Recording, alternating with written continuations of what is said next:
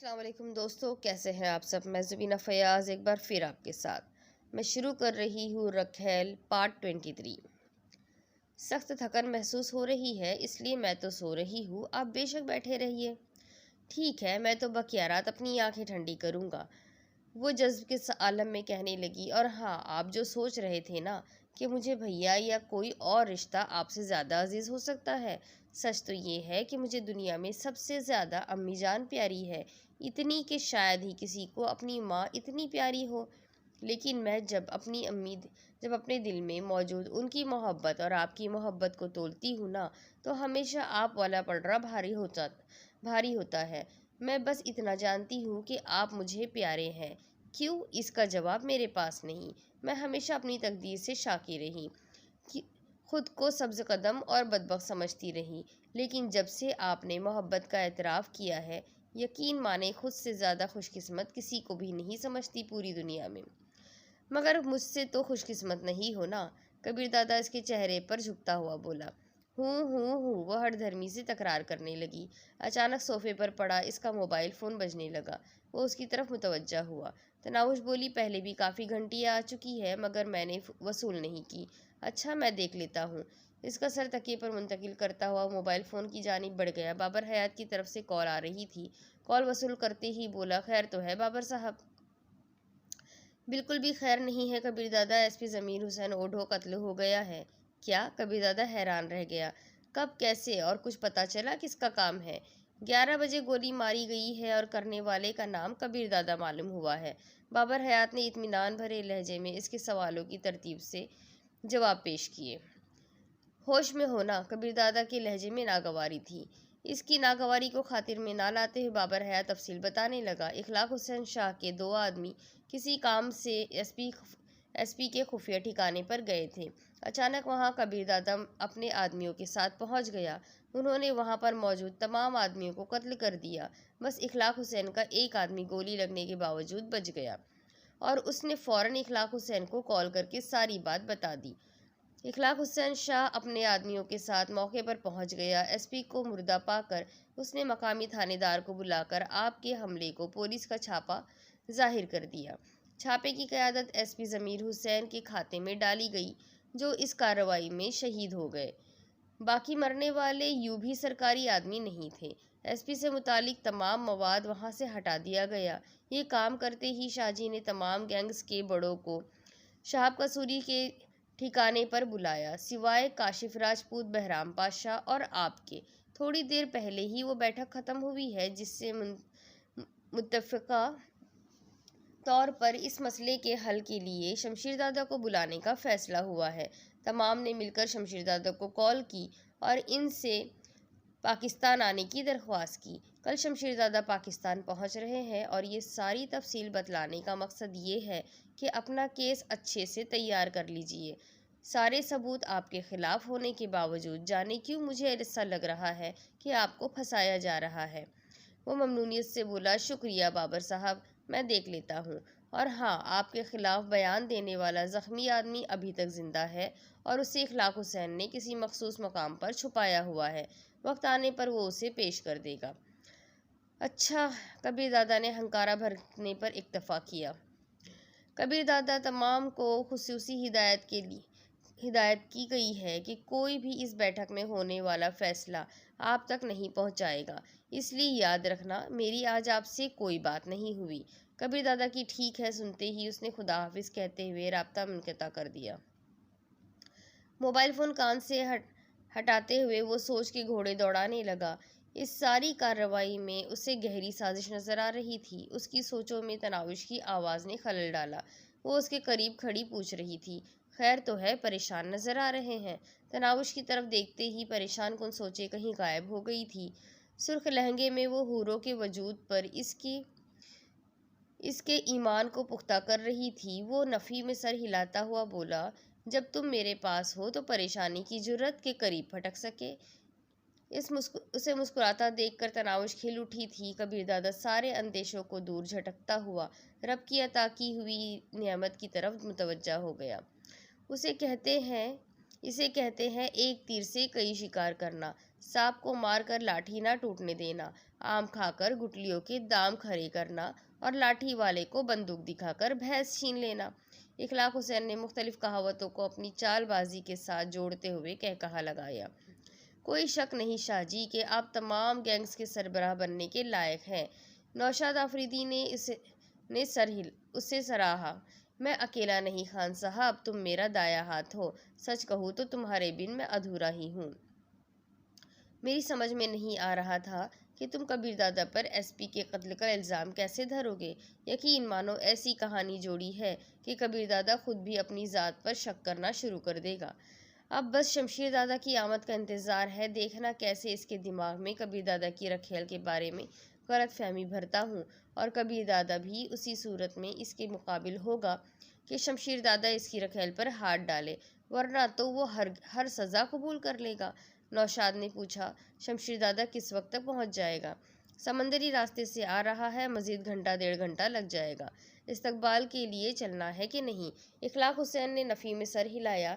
नहीं, शाहब कसूरी को सब कुछ संभालने दो, हम बाद में मुलाकात कर लेंगे। नौशाद नदीदेपन से बोला, आज की रात तो सपनों की तकमील की रात है। उम्मीद है कल तक वो रखेल अपने बिस्तर तक पहुंच जाएगी। वैसे मुझे लगता है पहले नंबर के हुसूल की कोशिश में अपने दरमियान भी झगड़ा होने वाला है। इखलाक हुसैन ने मकरूह लहजे में कहा सा। करे अंदाजी शाहजी, पर्ची डालेंगे। नौशाद ने फौरन झगड़े का हल पेश कर दिया। इस बारे में तो तुम्हारा दिमाग खूब चलता है। सही कहा, अफसरा के ख्वाब जाने कब से देख रहा हूँ। वैसे कबीर दादा की मौत पर बेचारी दुखी तो होगी, फिर शमशीर दादा भी उसे अदमुआ करके ही छोड़ेगा। इखलाक हुसैन ने दिमाग में भरी गलाजत उगली। नौशाद फखरिया लहजे में बोला, एक बार खान की मोहब्बत चखली, फिर किसी कबीर दादा की याद इसके दिल में बाकी नहीं रहेगी। और जहाँ तक शमशीर दादा का ताल्लुक है, तो इतनी दूर से आ रहा है, ऐसा इनाम उसका हक बनता है। इखलाक हुसैन हंसा, कबीर दादा भी तो खान ही है, कल तक है नहीं था हो जाएगा। नौशाद ने दाँत पीसे। इखलाक हुसैन ने ज़ोरदार कहकहे के साथ इसकी तायीद की थी। एक खौफ मेरे दिमाग में अब तक बकाया है, कहीं वो बेगैरत शमशीर दादा के सामने घुटने ना टेक दे और अपनी रखेल एक रात के लिए उसके हवाले ना कर दे। नौशाद ने अंदेशा जाहिर किया। इखलाक हुसैन उसे तसल्ली देता हुआ बोला, यकीनन तुम कबीर दादा की फितरत से नावाकफियत की बिना पर ऐसा कह रहे हो। हज़ार मुखालिफत के बावजूद मैं इस बात पर यकीन रखता हूँ कि कबीर दादा एक गैरतमंद शख्स है, और सबसे बढ़कर वो उस लड़की की मोहब्बत में सरतापा डूबा हुआ है। इसलिए ये ख्याल तो दिल से निकाल दो कि वो शमशीर दादा के डर की वजह से अपनी चमक छल्लो उसके हवाले करने पर तैयार होगा। कबीर दादा की मौत, इसकी चमक छल्लों का अपने कब्जे में आना और अगले चंद माह के अंदर तमाम गैंग्स की सरबराही पर पेशगी मुबारकबाद। नौशाद आफरीदी ने शराब का जाम हवा में बुलंद करके इखलाक हुसैन की तरफ बढ़ाया। सामने से इखलाक हुसैन ने भी अपना जाम उसके जाम से टकरा कर खैर मुबारक कहा, और दोनों ने ग्लास को होठों से लगा लिया। ग्लास से एक लंबा घूंट लेते हुए इखलाक हुसैन ने कहा, एक ख़ास बात का ख्याल ज़रूर करना। क्या? नौशाद आफरीदी ने सवालिया नज़रें इसकी जानिब घुमाई, और इखलाक हुसैन इसे नई हिदायत देने लगा। नौशाद इससे इत्तेफाक करने के अंदाज में सर हिलाता रहा। सारी रात वो गप्पे हाँकते रहे, तनाउश की भोली भाली मासूम बातें, शौक़ी भरी शरारतें, नाजो अदा और नखरे। कबीर दादा इसकी बातों से सैर ही नहीं हो रहा था। जाने कहाँ कहाँ के किस्से, कैसे वाक़यात उसे याद आ रहे थे। सुबह की अजान सुनकर वो वज़ू करने गुस्ल खाने की तरफ बढ़ी, मगर जाते हुए मेरी वापसी तक सोना नहीं कहकर गई थी। नमाज पढ़कर वो फिर इसके करीब आ गई। एक बात कहूँ, खफा तो नहीं होंगे? ठंडा हाथ इसके गालों पर फेरते हुए वो पूछने लगी। कबीर दादा ने मुंह बनाते हुए कहा, हो भी गया तो तुमने कौन सा खफा रहने देना है, मिस मुसीबत कहीं की। मुतरन्नुम कहकहे से कबीर दादा की समातों में रस घोलते हुए वो मज़ीद करीब हुई और झिझकते हुए कहने लगी, अगर मैं कहूँ आप नमाज पढ़ा करें, दाढ़ी रख कर मस्जिद की इमामत संभालने के बारे में तुम कब कहने वाली हो? मुस्कुराहट कबीर दादा के होठों के साथ छोड़ चुकी थी। खफा हो गए ना? वो इसके बालों में उंगलियां फेरने लगी। मेरे अमाल के बारे में जानती हो, मैं एक गैंगस्टर हूँ, शराबी हूँ, कातिल हूँ और पता नहीं क्या क्या हूँ। नमाज फिर भी माफ़ तो नहीं हो जाती, क्योंकि मुसलमान भी तो हो। वो बहस पर उतर आई थी। तो जब आदमी जुर्म नहीं छोड़ सकता तो नमाज का क्या फ़ायदा? नमाज पढ़ना एक मुस्तकिल हुक्म है और जुर्म एक अलहदा मसला है। क्या किसी आलिम से ये सुना है कि मुजरिम की नमाज कबूल नहीं की जाती? ज़्यादा से ज़्यादा नमाज पर पहुँचने वाला सवाब नहीं मिलेगा, फ़र्ज़ तो ज़िम्मे से साक़ित हो जाएगा ना। क्या मुझे सोने की इजाज़त दोगी या मैं दूसरे कमरे में चला जाऊँ? उसने नागवारी के इजहार में बख्ल से काम नहीं लिया था। अच्छा, इस बारे में सोचना ज़रूर। बाकी आपको सुलाने के लिए कनीज़ मौजूद है ना। मुतमईन अंदाज में कहते हुए वो धीमी अंदाज में गुनगुनाते हुए उसके बालों में उंगलियां फेरने लगी। वो पत्थर पर पहली चोट लगा चुकी थी, अब ये पत्थर की सख्ती पर मुनहसर था कि वो कितनी चोटें सह पाता है। काफ़ी देर से जागे थे, दोपहर के खाने का वक्त था, मगर इसके बावजूद उसने नाश्ते के लवाजमात ही मंगवाए थे। इनके नाश्ता करने के दौरान ही पाशा दस्तक देकर अंदर आया। आइए भैया, नाश्ता करें। इसे देखते ही तनाउश ने दावत दी। नाश्ता क्या, मैं खाना भी खा चुका हूँ, सिर्फ चाय लूँगा। नशिस्त संभालते हुए इसने थर्मास से अपने लिए चाय उंडेली और कबीर दादा की तरफ मुतवज्जा हुआ। काफ़ी देर से आपके जागने का इंतज़ार कर रहा था। मुझे रात ही को पता चल गया था। पाशा के अंदाज ही से इसकी समझ में आ गया था कि वो एसपी की मौत का बताने आया है। रात को आप काफ़ी देर से लौटे थे? हाँ, दिन को कुछ काम रह गए थे, लगे हाथों वो भी निपटा दिए। बाकी उसे मैंने कत्ल नहीं किया।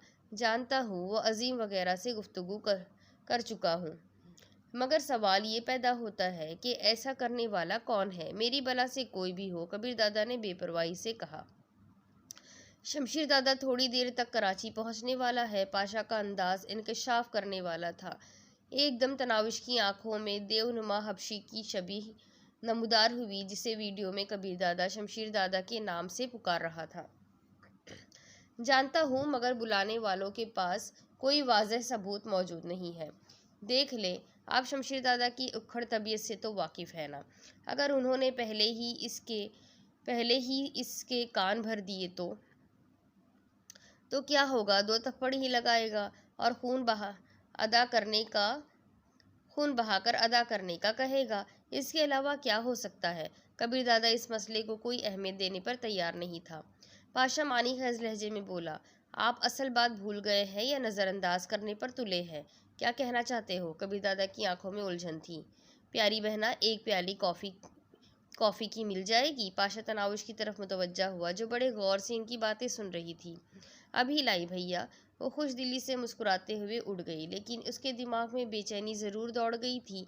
इतनी बच्ची नहीं थी कि पाशा के मकसद को ना पहुँचती। तनाउश के कमरे से निकलते ही वो कबीर दादा को मुखातिब हुआ। अगर शमशीर दादा तमाम के सामने आपकी तौहीन करता है, थप्पड़ मारता है, पिटाई वगैरह करता है, क्या आप मुंह खोलेंगे? कबीर दादा के होठों पर फीकी मुस्कुराहट नमूदार हुई। मुमकिन ही नहीं है, वो मेरा उस्ताद है। ठीक है, आपको फेटी लगाकर 2 चंद करोड़ तावान अदा करने का हुक्म देता है। इस पर आपको कोई एतराज़ होगा? बिल्कुल ही नहीं। कबीर दादा का जवाब एक बार फिर भी नफ़ी में था। तो जिन लोगों ने इतनी बड़ी साजिश तैयार की, दो सरबराहों को कत्ल कर दिया, क्या इनका यही मंसूबा होगा कि शमशीर दादा आए और कबीर दादा की पिटाई करके चला जाए, जबकि वो ये भी जानते हैं कि कबीर दादा को शमशीर दादा के थप्पड़ खाने में कोई बेइज्जती या तौहीन का एहसास नहीं होता?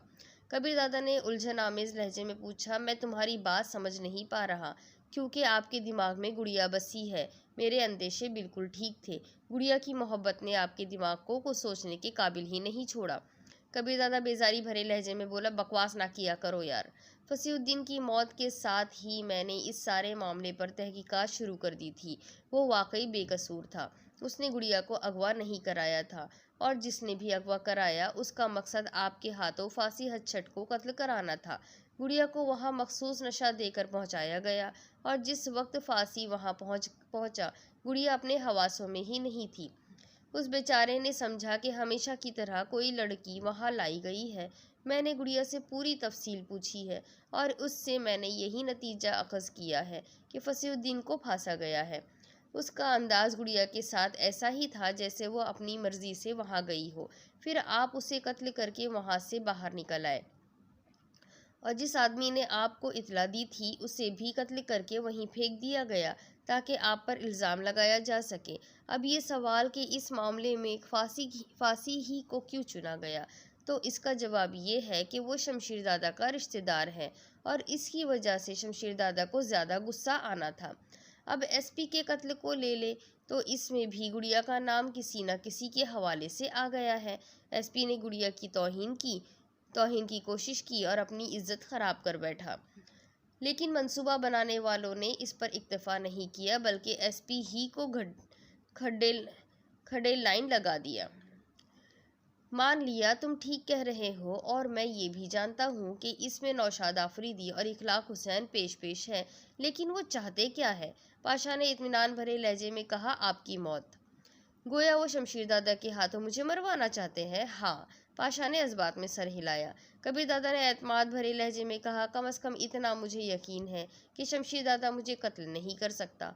पाशा ने मानी खेज लहजे में पूछा, अगर आप शमशीरदादा के साथ लड़ने पर आमादा हो जाए तो क्या ऐसा होना नामुमकिन होगा? मैं शमशीरदादा के मुकाबले आने का सोच भी नहीं सकता। दुरुस्त कहा, लेकिन अगर उसने गुड़िया के साथ कुछ ऐसा वैसा करना चाहा तो आप खामोश बैठे रहेंगे? औरतों के बारे में शमशीरदादा की शोहरत कितनी ख़राब है ये भी आप जानते होंगे। उसी तरह ये बात भी जहन में रहे कि तमाम गैंग्स के सरबराह अभी तक गुड़िया को आपकी बीवी का दर्जा नहीं देते और इसकी वजह है आपका शाहब कसूरी के सामने ये एतराफ़ करना कि आपने ये निकाह नज़रिया ज़रूरत के तहत पढ़ाया है, यानी निकाह का मकसद बस गुड़िया को। आगे का फिक्रा पाशा अदा नहीं कर सका था। लम्हा भर सोच में डूबे रहने के बाद कबीरदादा ने पुरख्याल लहजे में तज्जिया किया, शमशीरदादा मुझे सज़ा देने के लिए इस सारे मसले की जड़ यानी तनाविश का मुतालबा करेगा। मैं इनकार कर दूंगा और इसके बाद 2 जमा 2 4 की तरह सारी कहानी वाज़ेह है। पाशा ने कहा, आप हकीकत तक पहुंच गए हैं, हल बताओ। कबीरदादा के चेहरे पर छाई गंभीरता इसकी परेशानी का ऐलान कर रही थी। बिल्कुल आसान है, शमशीरदादा की वापसी तक गुड़िया को मंजर आम से हटा दो। तुम्हारा दिमाग कुछ ज़्यादा ही काम नहीं करने लगा? कबीरदादा के चेहरे पर मौजूद परेशानी खुशगवार मुस्कुराहट में तब्दील हो गई थी। नवाजिश। पाशा आदाब कहने के अंदाज में माथे की तरफ हाथ ले जाने लगा। कहाँ भेजें? पाशा ने जवाब दिया, कहीं भी 2-3 मुहाफिज साथ भेज दें, किसी ऐसे मकाम पर जहां उसे ढूंढा ना जा सके। मेरा ख्याल है बाखिर और रुखसार को साथ भेज देता हूँ। बाखिर का ताल्लुक़ हैदराबाद से है, वहीं इसके घर 2-3 दिन रह लेगी। अगर गुफ्तगू का मौजू मैं हूँ तो यकीनन मेरा जवाब ना में होगा। ट्रे में काफ़ी की प्यालियाँ सजाए अंदर आती तनावुश ने कबीरदादा के अल्फाज सुन लिए थे और जवाब देने में 1 सेकंड की भी ताख़ीर नहीं की थी। जल्दी जल्दी अपना मुख्तसर सामान बैग में डालकर तैयार हो जाओ, कोई बहस तकरार नहीं सुनूंगा। बस 2-3 दिन की बात है, फिर वापस आ जाना। तनावुश की आंखों में नमी उभरी और वो मुंह बसोरते हुए बोली, मैंने रोना शुरू कर देना है। पाशा कॉफ़ी की प्याली उठाकर ख्वाबगाह से बाहर निकल गया। यकीनन मियाँ बीवी तन्हाई में ज़्यादा खुलकर एक दूसरे को कायल कर सकते थे। करीब आओ, कबीरदादा ने उसे पास बुलाया। फ़ौरन उसके साथ जुड़कर बैठते हुए तनावुश ने सर उसके कंधे पर रख दिया। आपके बगैर मेरा एक पल भी नहीं गुजरता। 2-3 दिन कैसे गुजरेंगे? तुम्हारे बिना हर लम्हा मुझ पर क़यामत बनकर गुजरता है मेरी जान, मगर कभी कभी मजबूरी की हालत में ऐसे फ़ैसले करना पड़ जाते हैं। बस इतना जान लो कि तुम्हारा जाना उतना ही ज़रूरी है जितना हमारा रिश्ता बाकी रहना। अब ना कोई सवाल, ना तकरार और ना रोना धोना। बस चुपचाप मुख्तसर सा सामान समेटो, अगले आधे घंटे में तुम हैदराबाद जा रही हो। कबीर, दर्द भरी सिसकी तनाविश के मुंह से बरामद हुई। कबीर की जान, अगर तुमने एक भी आंसू बहाया तो खफा हो जाऊंगा, मगर आंसू इख्तियारी तो नहीं होते कि वो रोक लेती। कबीर दादा ने उसे अपने साथ भीजते हुए कहा, अच्छा पक्का वादा रहा, जब तुम वापस आओगी ना तो तुम्हारे साथ सुबह की नमाज पढ़ा करूँगा। तनाविश की रोनी सूरत पर हैरानी भरा तबस्सुम उभरा। पाँचों? कबीर दादा ने नफ़ी में सर हिलाया। जिस नमाज के वक्त तुम्हारे पास हुआ बस वो पढ़ूंगा, ठीक है? लेकिन रात को कॉल पर भी बात करोगे? वो मोहब्बत भरे लहजे में बोला, हाँ सारी रात बात करूंगा, मुझे भी तो नींद नहीं आएगी अपनी दुल्हन के बगैर। और तनावुश गुफ्तगू का सहारा लिए बगैर दिल में मचलते जज्बात का इजहार करने लगी। और जज्बात की शिद्दत से तो कबीर दादा का दिल भी भरा भरा था। मोहब्बत करने वालों के लिए सबसे मुश्किल घड़ी दूर जाने की होती है, चाहे वो दूरी आर्जी हो या मुस्तकिल। घंटा भर बाद वो एक छोटे से बैग के साथ कार के ऊपरी नशिस्त पर बैठ चुकी थी। वो कॉलेज वाली यूनिफॉर्म में थी।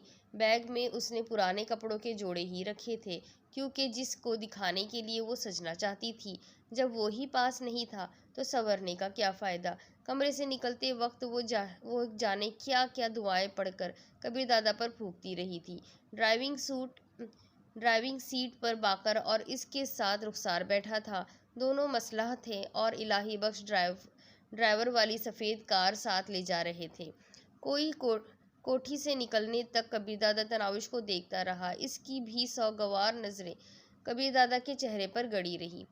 तनावुश को रुखसत करके वो ड्राइंग रूम में आ बैठा। पाशा इसके साथ ही था और फिर वो वहीं बैठ के गपशप कर रहे थे जब शाहब कसूरी की घंटी आ गई। वो कबीर दादा को रात की दावत पर माँ फैमिली मदऊ कर रहा था। इसके कहने के मुताबिक वो दावत शमशीर दादा की आमद पर दी जा रही थी।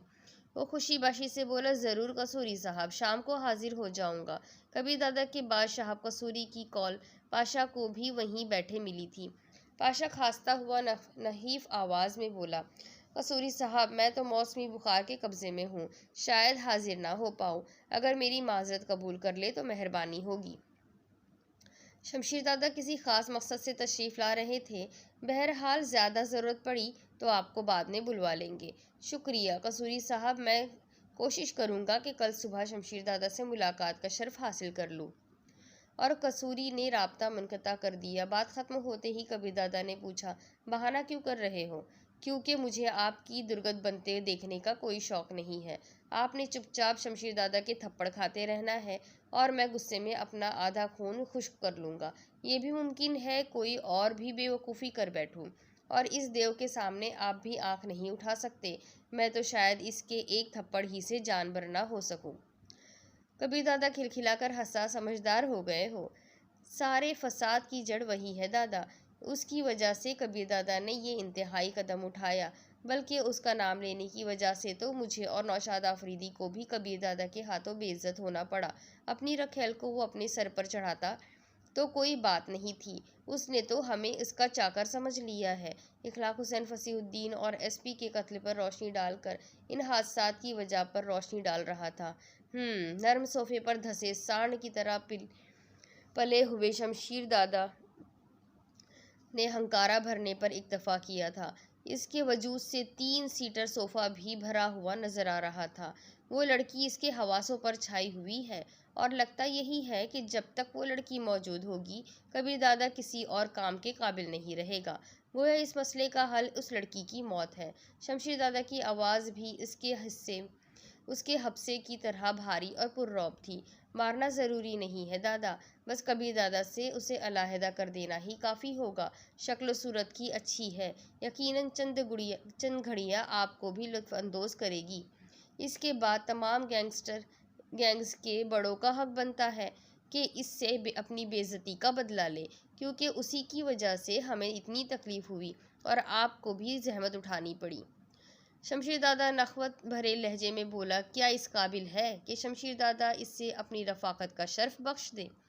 इखलाक हुसैन ने मोबाइल फ़ोन की स्क्रीन पर तनावुश की तस्वीर सामने लाई और मोबाइल फ़ोन शमशीर दादा की आंखों के सामने पकड़ लिया। तनावुश की ये तस्वीर इसने अपने घर की तकरीब की रात बड़ी होशियारी से खींची थी। तस्वीर में वो सुर्ख रंग का दुपट्टा ओढ़े तिरछी आंखों से किसी को घूर रही थी। कीमती मोबाइल की ताकतवर कैमरे ने इसके चेहरे की सुर्खी व सफ़ेदी को भी असल हालत में कैद कर लिया था। आंखों की सियाही और होठों की कुदरती गुलाबी रंगत ने शमशीर दादा की आंखों में हवस का अलावा रोशन कर दिया था। अपना भैंसे जैसा सर ऊपर नीचे हिलाते हुए वो हवसनाक लहजे में बोला, इसके साथ तो शायद एक रात भी काफ़ी ना हो। इखलाक हुसैन के चेहरे पर खुशामदाना मुस्कुराहट नमूदार हुई। शायद सारी ज़िंदगी फ़ख्र करती रहे कि दुनिया के ताकतवर इंसान की रफ़ाकत में इसे 1-2 रातें गुजारने का शर्फ हासिल हुआ। कबीर को ताकीद कर दो कि उसे साथ ही लाए। शमशीर दादा शाहब कसूरी की तरफ मुतवज्जा हुआ। शाप कसूरी जल्दी से बोला, बता दिया है दादा, और वो आपको मिलने भी आया था। मैंने कह दिया दादा, इसे रात को तकरीब ही में मिलेंगे। शमशीर दादा बोला, सही कहा, और आज तो इसकी अच्छी खबर लूँगा। एक छोकरी के लिए बावला होता फिर रहा है, कंजर कहीं का। उसी दिन के लिए इसे तरबियत दी थी मैंने कि लड़की के पीछे पड़कर अपने मकसद से गाफिल हो जाए। ये लड़कियां तो बस एक दो रात ही के लिए बर्दाश्त की जा सकती है, और फसीहुद्दीन के कत्ल के बदले तो इसे काफ़ी जुर्माना भुगतना पड़ेगा। खामोश बैठे नौशाद आफरीदी ने लुकमा दिया, दादा, हमें इस लड़की या कबीर दादा से कोई गर्ज नहीं, मगर कबीर दादा इसकी वजह से हमारे काम में भी रखना अंदाज हो रहा है। आज हम यकजा और मजबूत है। अगर कबीर दादा को फ़ौरन लगाम न डाली गई तो सख्त इंतशार फैल जाएगा, और वो सल्तनत जिसकी बुनियाद आपने रखी थी मुंतशिर और टुकड़े टुकड़े हो जाएगी। फिक्र ना करो, इसके बाद रखना अंदाज नहीं होगा। इसे और इसकी रखेल को ऐसा सबक पढ़ा कर जाऊंगा कि जो इतनी जल्दी नहीं भूला करता। शमशीरजादा की बात पर इखलाक हुसैन और नौशाद आफरीदी के चेहरे खुशी से खिल उठे थे। उन्हें अपनी मंजिल बिल्कुल करीब नजर आ रही थी। शाहब कसूरी अलबत्ता किसी गहरी सोच में डूबा दिखाई दे रहा था। दादा ने मिलने से इनकार कर दिया है, कबीर दादा पाशा को मुखातिब था। शाहब कसूरी की कोठी पर मुड़कर वो सीधा घर ही आया था। पाशा ने ख्याल जाहिर किया, वो आप पर सख्त गुस्सा है, और अभी मिलने से यकीनन उसका गुस्सा ठंडा हो जाएगा, जबकि वो तमाम के सामने आपको सर्जिश करना चाहता है। चलो, जितना गुस्सा है उतारने दो, ठंडा होने के बाद मैं उन्हें असल बात बता दूंगा। बाकी मुखालिफिन की चाल का तोड़ हम यूं भी कर चुके हैं। गुड़िया के बारे में पूछने पर क्या जवाब दोगे? कर दूंगा कोई बहाना। कबीर दादा के लहजे में इत्मीनान भरा था। अगर तनावुश महफूज थी तो उसे कोई गम और दुख नहीं था। शमशीर दादा के थप्पड़ मुक्कों का वो यूं भी आदी था। काशिफ दादा से बात हुई थी, उन्हें मैंने तफसीलन सारा किस्सा बयान किया है। उन्होंने भी गुड़िया को मंजर से हटाने के फैसले पर इत्मीनान का इजहार किया। वैसे तुम तनावुश में कुछ ज़्यादा ही दिलचस्पी नहीं लेने लगे? वो पगली भी भैया भैया करती रहती है। सच कहूँ तो मुझे खुद भी मालूम नहीं है कि ऐसा क्यों है। ज़बरदस्ती बहन बन गई, और कोई ऐसा मंत्र पढ़कर भूखा कि लगता है माई जाई है। राहत खाला तो उसे देख कर जीती है, और उम्मीद यही है 2-3 माह के अंदर इस घर में आपसे ज़्यादा इसका हुक्म माना जाएगा, और वो भी बगैर नागवारी और कोफ्त जाहिर किए। वो ऐसी ही है यार। कबीर दादा की आंखों में तनावुश का मासूम चेहरा लहराने लगा। मुझसे तो अब इसके बगैर जीने का तसव्वुर ही नहीं किया जाता। तुम्हारी बेगैरती की वजह से जो 2 रातें मुझ पर क़यामत बनकर गुजरी, वो मैं ही जानता हूँ या मेरा खुदा। इसे बेवफा, खुदगर्ज और धोखेबाज समझने के बावजूद वो इतनी ही प्यारी, उतनी ही अजीज़ और उतनी ही अपनी लग रही थी जितना कि पहले थी। वो भी सही कहावत है ना कि किसी के चले जाने के बाद उसकी अहमियत का पता चलता है, या मर जाने के बाद। तो यही मेरे साथ भी हुआ। पाशा हंसा। वैसे मेरी बहना कह तो रही थी कि मेरे लिए खुद कोई लड़की ढूंढेगी। अब पता नहीं कब अपने कहे पर अमल करती है। कबीर दादा ने मानी खैज लहजे में पूछा, रुखसाना बिनते शहाब कसूरी का क्या होगा? बेचारी हर तकरीब में तुम्हारे आगे पीछे फिर रही होती है। वही जो फरहाना बिनते शाहजी का हुआ है। उसने तो अब तक हिम्मत नहीं हारी। नौशाद आफरीदी ने घर की तकरीब में बार बार आपके बारे में पूछ रही थी। आपकी निस्बत से मैं तो उसे कहता भी फरहाना भाभी हूँ। कबीर दादा मजलूमाना लहजे में बोला, यकीनन तुम अपनी बहन के हाथों मेरा कत्ल कराना चाहोगे। इसकी बात पर पाशा खिलखिलाकर बोला, वैसे दादा, बड़ी हैरानी होती है जब वो छोटी सी लड़की कहती है ना, बात सुने कबीर, बात सुने। जानते हो, वो पहले दिन से कबीर कह रही है, और पहले ही दिन से उसका रवैया ऐसा है गोया हमने मोहब्बत की शादी की हो। ना तो मेरे गुस्से को कोई अहमियत देती थी और ना डांटने को। अलबत्ता छोड़ देने की धमकी पर उसकी कैंची की तरह चलती ज़बान ज़रा थम जाती थी। कबीर दादा के होठों पर तनावुश की शोखियों और शरारतों भरी याद खूबसूरत मुस्कान ले आई थी, और इसकी खिदमत सच कहूँ तो अपनी माँ के बाद ये पहली हस्ती है जो मेरे काम इतनी मोहब्बत और खुशदिली से करती है। मेरे खाने पीने, पहनने, सोने जागने, हर काम पर उसकी गहरी नज़र होती है। गोया मेरे पास पहले भी मुलाजमों की कोई कमी नहीं थी, मगर इसकी तरह खिदमत दर्जन भर मुलाजिम भी सरंजाम नहीं दे सकते। अभी जाकर मेरे लिबास देखो, किस नफासत से धुले और तरतीब से लटके हुए हैं। जुराबे तक धुली धुलाई खुशबू में बसी हुई मिलेगी। और जानते हो, टाई बांधना कभी भी मुश्किल या वक्त तलब नहीं, एक ही तो ग्रह लगाई जाती है। लेकिन जब कोई मोहब्बत से तुम्हारे कॉलर सीधे करके टाई की ग्रह लगाए, कॉलरों को दोहरा करके करे और ढेर सारी दुआएं पढ़कर छाती और चेहरे पर फूंक मारे, तो इंसान खुद को दुनिया का खुशकिस्मत तरीन इंसान समझने लगता है। दादा बस करे यार, मुझे मालूम हो गया है कि मेरी साहिरा बहन ने आपको किसी काबिल नहीं रखा। वो अनमोल है पाशा। न जाने वो कौन सी खुशकिस्मत घड़ी थी जब इस घर में दाखिल हुई थी। मुझे ख्वाबगाह से बुलाकर एतमाद भरे अंदाज में मुआहदा किया था, और जो दावा करके गई थी उस पर 100% पूरा उतरी। पाशा ने घड़ी पर निगाह दौड़ाते हुए कहा, अच्छा अब उठ जाइए, तकरीब में जाने की तैयारी नहीं करना। और कबीर दादा सर हिलाता हुआ खड़ा हो गया। तकरीब का एहतमाम कोठी की अंदरूनी इमारत के दाखिल दरवाजे से मुल्हक बड़े हॉल में किया गया था। चूँकि ये खुसूसी तकरीब थी, इसलिए इसमें मखसूस अफराद ही शामिल हुए थे। तमाम गैंग्स के बड़े और इनके घर वाले। कबीर दादा को अकेला देखकर शाह कसूरी ने हैरत से पूछा, भाभी नज़र नहीं आ रही? कोई काम था, मुजम्मिल जवाब देकर वो आगे बढ़ गया। शमशीर दादा के अलावा सारे पहुंच गए थे। फरहाना इखलाक हस्ब आदत कबीर दादा को देखते ही उसके करीब पहुंच गई। आ गए हैं आप? कैसी है मिस फरहाना? खुशदिली से इसके मुसाफहे वाले हाथ को थामते हुए उसने काशिफ के साथ नशिस्त संभाल ली थी। फरहाना ने कहा, बिल्कुल ठीक हूँ कबीर साहब, आपकी नई नवेली दुल्हन नज़र नहीं आ रही, क्योंकि पुरानी हो गई है ना। कबीर दादा ने कहा लगाया। काशिफ राजपूत ने उसका साथ दे दिया। फरहाना मानी खज लहजे में कहने लगी, तो कोई नई ढूंढ ले। कबीर दादा तरकी बतरकी बोला, पहले वाली के मुकद्दमों से तो फारिग हो लूँ। काशिफ को कबीर दादा को यूँ बोलते देखकर हैरान हो गया था। तनाउश का साथ इसमें बतदरीज तब्दीलियाँ ला रहा था। फरहाना खिलखिलाते हुए बोली, जल्दी ख़त्म करें ये मुकदमेबाजियाँ, कोई बड़ी शिद्दत से आपकी फरगत का मुंतज़िर है, ये ना हो मायूस हो जाए। कबीर दादा खुशदिली से बोला, कोशिश करता हूँ, आप भी दुआ करें, अपना तो दुआओं से एतबार ही उठने लगा है। फरहाना ने मायूस लहजे में कहा, बहरहाल फिर से कोशिश करके देख लेती हूँ। उसी वक्त शमशीर दादा की आमद हुई। 6.5 फुट कद और गेंडे की तरह मजबूत जिस्म, वो WWE का कोई रेसलर लग रहा था। इसे देखते ही तमाम खड़े हो गए थे। सबसे बेनियाज वो कबीर दादा की तरफ बढ़ा।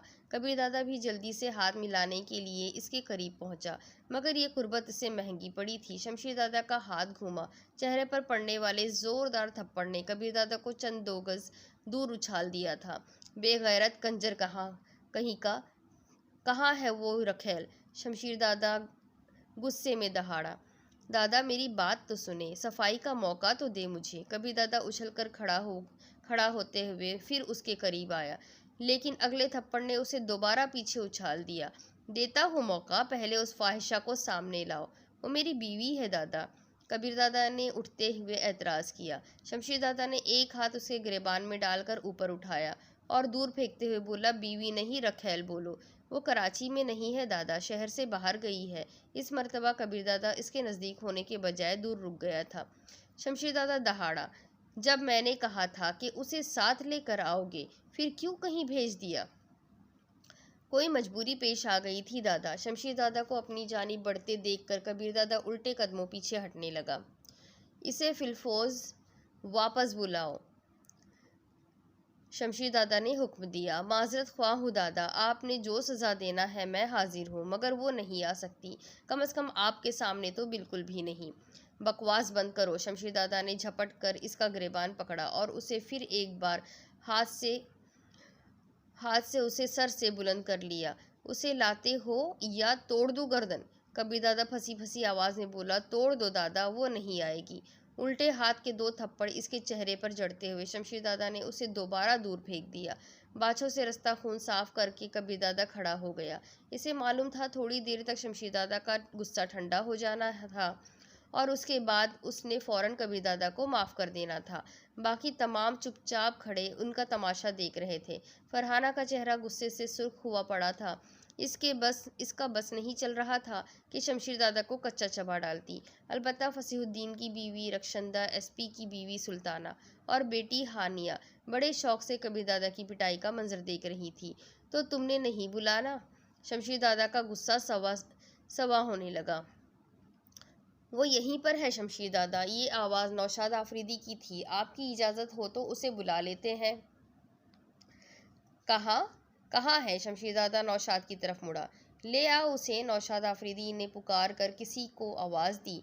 उसी वक्त अंदरूनी कमरे से डरी सहमी तनाविश बरामद हुई। उसके अक़ब में दो मसलह अफराद चल रहे थे।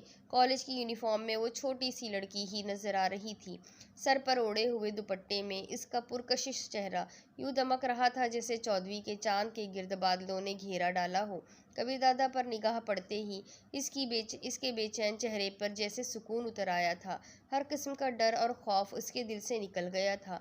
मगर कबीरदादा तो गोया काटो तो बदन में लहू ना हो कि जिंदा मिसाल बना खड़ा था। इसके दिमाग में आंधी नहीं झक्कड़ चल रहे थे। इसकी तरकीब कामयाब नहीं हुई थी। ग्लास से एक लंबा घूंट लेते हुए इखलाक हुसैन ने कहा, एक ख़ास बात का ख्याल ज़रूर करना। क्या? नौशाद आफरीदी ने सवालिया नज़रें उसकी जानिब घुमाई। अगर कबीरदादा में ज़रा भी अकल हुई तो वो अपनी रखेल को मंजर से गायब कर देगा। क्या? नौशाद आफरीदी ने परेशान होकर कहा। इस तरह तो सारा मंसूबा नाकाम हो जाएगा। बिल्कुल। इखलाक हुसैन ने इत्मीनान भरे अंदाज में सर हिलाया। इसका मतलब सारी मेहनत ज़ाया गई? मेहनत तो खैर मैं ज़ाया नहीं जाने देता, बस तुमने एक काम करना होगा। वो क्या? नौशाद के लहजे में इश्तियाक भरा था। जो ही वो इसे कहीं भेजने की कोशिश करे तुम उसे रास्ते से अगवा कर लेना। नौशाद इस्तेहज़ाई लहजे में बोला, अच्छा मशवरा है, मैं बिल्कुल ऐसा ही करता। अगर मुझे फांसी का अंजाम भूल गया होता। यार मैं तुम्हारे साथ हूँ तो फिर दोनों का वही अंजाम होगा। नौशाद आफरीदी के दिल में छुपा कबीरदादा का डर होठों तक पहुँच गया था। ऐसा कुछ नहीं होगा। शमशीरदादा यहाँ मौजूद है और अभी मौका है मनमानी करने का। बाकी हम उसे अगवा करके इज़्ज़त व एहतराम से रखेंगे और रात को शमशीरदादा के सामने पेश कर देंगे। कबीरदादा जाने और उसका उस्ताद शमशीर। इखलाक हुसैन ने उसे हौसला दिया। क्या पता अब तक कहीं भेज दिया होगा। नौशाद ने अंदेशा जाहिर किया। मैंने कच्ची गोलियां नहीं खेली खान साहब, मुसलसल निगरानी करा रहा हूँ। ठीक है, मैं अपने 10-12 आदमियों को तैयारी का हुक्म दे देता हूँ। नौशाद आफरीदी तौहन व करहन मान गया था। इखलाक हुसैन गलीज लहजे में बोला, ठीक है, सारी तैयारी मुकम्मल कर लो। सहपहर को शमशीरदादा को मिलने जाएंगे। अभी तक इसके दिल में भी चमक छल्लों के हुसूल की तमन्ना उभारनी है। साला कमीना तस्वीर देखते ही लट्टू हो जाएगा। नौशाद ने शमशीरदादा के खिलाफ दिल में मौजूद जहर उगला। इसके आगे की स्टोरी मैं आपको अगली किस्त में सुनाती हूँ कि अब क्या होगा। कबीरदादा कैसे बचाएगा तनावुश को? शमशीरदादा क्या कबीरदादा को मार देगा? तनावुश और कबीरदादा की मोहब्बत क्या किसी अच्छे अंजाम तक पहुँचेगी? ये सब कुछ जानने के लिए मेरे साथ बने रहिए। अगली किस्त में फिर मिलेंगे। अल्लाह हाफिज़।